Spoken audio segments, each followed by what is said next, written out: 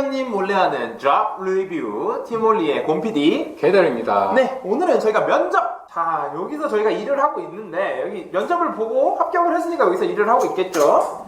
그래서 그 면접에 대한 건 뭐 많은 취준생분들이 되게 궁금해 하실 텐데 이쪽 업계에서 이제 나갈 수 있는 부분이 뭐 PD, 프로듀서, 책 만드는 데 도움을 주시는 분들, MD, 플랫폼에서 이제 상품을 판매하는 분들 뭐 이런 식으로 여러 가지 갈래가 있습니다. 근데 이제 통틀어서 어떤 것들이 면접에 도움이 될 수 있을지 이런 거를 정리를 해서 저희가 4가지만 좀 찝어서 꿀팁으로 알려드리도록 하겠습니다. 뭐 항상 유용한 리뷰를 해드리지만 오늘은 특히나 유용한 리뷰네요. 아, 그쵸. 저희가 뭐 인사팀 쪽에서 뭐 얘기가 나올지 모르겠지만 뭐 여러분들이 많이 봐주신다면 또 소문이 나서 또 찾아오시지 않을까. 네.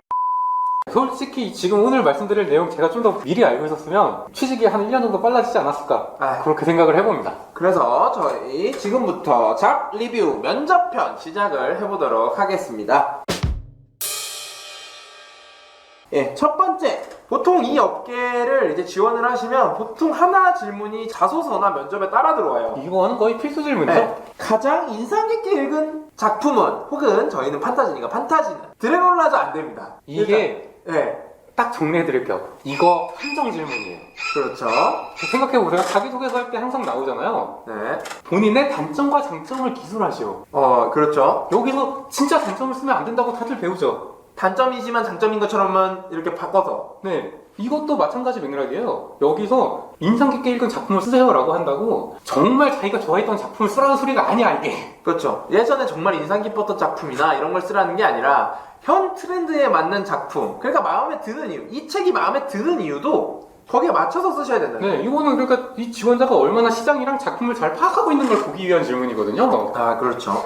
제 과거 경험이나 이제 업계분들한테 들은 얘기를 종합을 하자면 이제 좀 뭐 지난 시대 이야기이긴 합니다만 인상 깊게 읽은 식품의 드래곤라자 테마로 이걸 쓰신 분들에다 답변을 하신 분들은 No! God, please, no! 네, 확률이 몹시 떨어지는 경우가 많았다고 합니다. 그렇죠. 이게 무조건 옛날 책이라고 안 된다 이게 아니라 예전 책을 쓰시는 경우는 정말 예전에 판타지를 봤기 때문에 난 이 업계에서 일하고 싶어 이런 분들이 많아요. 근데 저 같은 경우도 뭐 회사 면접을 여러 군데 봤지만 옛날 책을 써서 낸 데도 있었어요. 붙었어요. 사실 이런 경우에는 그 소설을 쓴 이유에 대한 타당한 사유가 있으면 돼요. 그 소설은 이런 관점에서 지금도 팔 수 있는 책이다. 저 같은 경우는 그렇죠. 옛날 책이지만 이거를 어떻게 하면은 지금에도 팔릴 만큼 뭐 작품성이나 매출 면에서 얼마만큼 훌륭한 도서다라는 걸 설명을 했었어요. 물론 그런 것들이 좀 필요하다는 거. 네, 실제로 그리고 제가 봤던 자기소개서 중에서는 전 이제 판타지 쪽이니까 인상 깊게 읽은 작품에 해리포터를 쓰신 분들도 꽤 있었거든요. 아, 그렇죠. 판타지예요. 해리포터 판타지인데 사실 맞습니다. 지금 우리가 파는 판타지랑은 좀 괴가 다르잖아요. 그렇죠. 그러니까 인상 깊은 작품 아주 쉬워 보이는 질문이지만 이게 함정 질문이라는 거 숙지하시고 어떤 작품을 써야 될지 한 번 더 고민을 해주신다면 합격률을 조금이라도 더 높일 수 있을 거라고 생각합니다. 네, 이게 첫 번째였고요. 두 번째, 지원하는 회사 혹은 플랫폼의 이벤트는 보고 와라. 아, 이거 사실 솔직히 그래요. 독자 입장에서 보면 결국 모든 이벤트는 그거예요. 얼마나 많이 무료로 보게 해주냐, 얼마나 싸게 보게 해주냐. 뭐 여러 가지 로직이 있는데 일단 중요한 건 뭐냐. 여러분들 이제 취업 준비를 하시는 분들은 면접자의 입장에서 보잖아요. 고객 입장이 아니란 말이죠. 네. 이거를 이 상품을 얼마나 잘 팔지를 설명을 해야 되는데 뭐 이 회사에 왔어. 그러면 지금 면접집에는 꼭 나옵니다. 저희 플랫폼의 이벤트 중에 뭔가 수정을 하거나 바꿔서 더 잘 되게 만들 수 있겠느냐. 여기 전제 조건이 깔려 있어요. 너는 여기 면접을 보러 왔으니까 이 회사의 이벤트를 보고 왔을 것이다. 근데 안 보고 오신 분들이 생각보다 많습니다. 네. 다른 회사 이벤트 말씀하시는 분도 제가 본 적은 있고요. 뭔 소리야! 아, 그렇죠. 되게 많은데 이제 예를 들면은 정말 유명한 플랫폼들이 많아요. 한국에 장르 소설 플랫폼 중에 되게 유명한 플랫폼들이 많은데 뭐 제가 당장 기억나는 것보다 10개가 넘으니까. 근데 그거를 일일이 전부 다 보고 사는 사람은 없어요. 없죠. 네. 정말 일하는 사람이 아니라면. 근데 자기가 면접을 보러 갈 거면 면접 보는 회사 플랫폼 정도의 구조나 이런 것들은 좀 알아줘야 얘가 우리한테 확실히 관심이 있구나라는 걸 느끼게 할 수 있는 거죠. 그리고 이게 사실 신입사원 면접인 경우에는 진짜로 면접자분들이 개선안을 제대로 된 걸 낼 수 있을 걸 기대하는 건 아니에요. 그렇죠. 다만 이제 그 면접 지원자가 이 회사의 이벤트를 숙지하고 있는가, 그리고 이 이벤트의 목적이나 대상을 제대로 판단할 수 있는가, 이 정도 안목을 요구하는 거거든요. 그러니까 너무 부담스럽게 생각하지 마시고 그냥 이벤트 뭐뭐 하고 있는지 잘 파악하시고 이 이벤트는 왜 이렇게 할까? 그 다음에 기대 효과가 뭘까? 이런 거 정도만 조금 분석을 해두신다면 면접에 큰 도움이 될 수 있을 거예요. 정리를 해드리자면 그냥 딱 봐야 될 것만 말씀을 드리면은 플랫폼의 이벤트 페이지의 이벤트들과 베스트 도서 목록에 베스트 한 22에서 52 정도까지 파악을 하고 가시면 면접 때 정말 좋은 결과 얻으실 수 있을 거라고 저는 솔직히 생각을 합니다. 네, 이거 진짜 꿀팁. 네, 정말 딱 그것만 기억을 해주시면 될 것 같아요. 그리고 세 번째, 작품 혹은 매출. 이게 되게 중요합니다. 이게 사실 면접에서는 물을 수도 있고 안 물을 수도 있는 질문인데 들어온 이후에는 오히려 더 중요하게 작용을 할 수가 있는 부분이에요. 그렇죠. 오히려 면접 때도 뭐 꽤 이런 걸 어필할 수 있으면 되게 좋죠. 네. 어필을 하는 게 불가능하실 거예요. 신입분들이시라면 일을 해본 적이 없으니까. 이게 보통 어떤 경우냐면 이 업계에 지원하는 분들은 대부분 이제 작품을 좋아하니까 지원하는 경우가 많잖아요. 그렇죠. 그러면 이제 작품의 질이 중요하냐 아니면 이 작품이 벌어다주는 돈이 숫자가 중요하냐 이런 게 항상 부딪히게 되거든요. 그렇죠. 그래서 이거를 이제 대놓고 묻진 않더라도 면접 과정에서 좀 돌려서 물어보는 것도 있고 뭐 예를 들어서 A라는 작품이 있어요. A 작품은 작품성이 너무 좋아. 엄청 뛰어난 작품성이 너무 좋고 딴 데서도 잘 팔렸어. 그 B 작품이 왔어요. B 작품도 딴 데서 잘 팔렸지만 작품성이 생각보다 별론 것 같아. 이제 MD 입장에서 별론 것 같아. 그런데 이 사이트 그냥 딴 데서 잘 팔렸더라도 우리 사이트에 넘어와서 B가 훨씬 잘 팔려. 그럼 B를 선택을 해야 되거든요.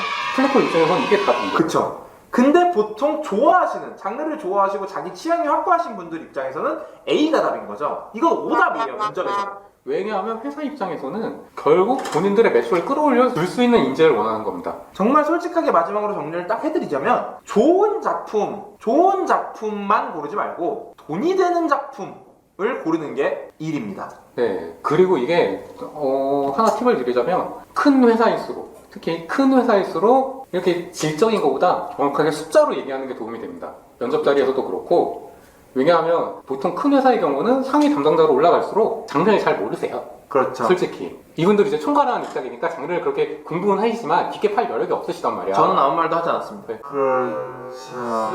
이거 뭐 경험적인 거긴 한데 사실 솔직히 말씀드리면 맞는 말이야. 그러니까 이분들 이제 설득하고 일하면서 그러기 위해서는 작품보다는 숫자로 이해하기 훨씬 효과적이거든요. 막간 꿀팁으로 정말 그냥 비유를 해드리자면 이거를 이렇게 하면은 매출이 크게 상승할 겁니다. 이거랑 이렇게 말한 거랑 이 작품 정말 좋은 작품이에요.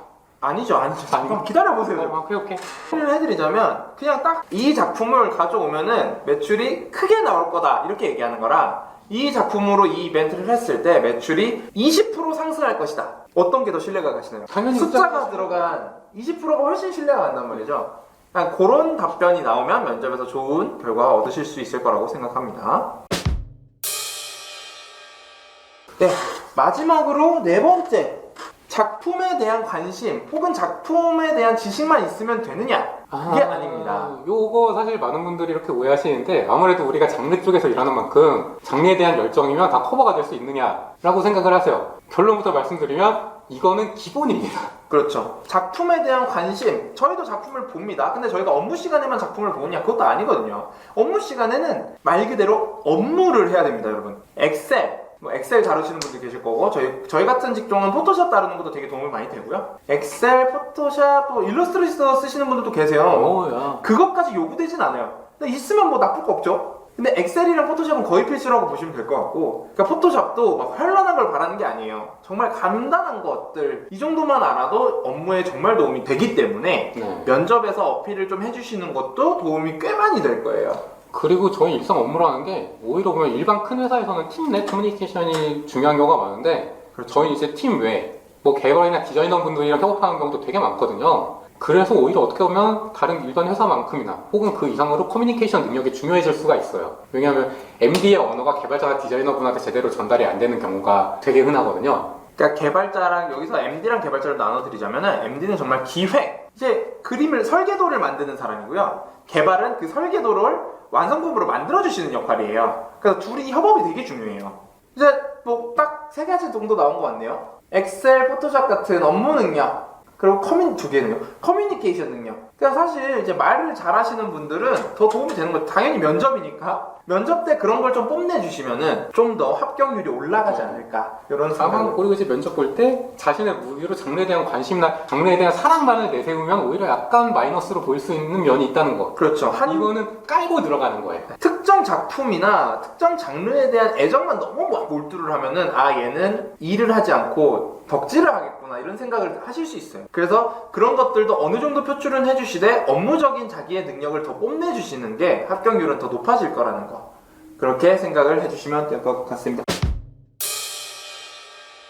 네, 여기까지 저희 오늘 면접, 장르업계 면접에 대해서 일단 설명을 좀 드렸는데요. 이 외에도 저희가 경험한 게 주로 판테이 쪽 얘기다 보니까 이쪽에 집중된 면이 좀 많다는 거는 감안해서 들어주시면 될 것 같습니다. 네, 더 궁금한 것들 있으시면 저희 이제 속소다 메일로 뭐 궁금증 보내주셔도 되고 댓글로 달아주시면 저희가 따로 답변해 드릴 수 있도록 하겠습니다.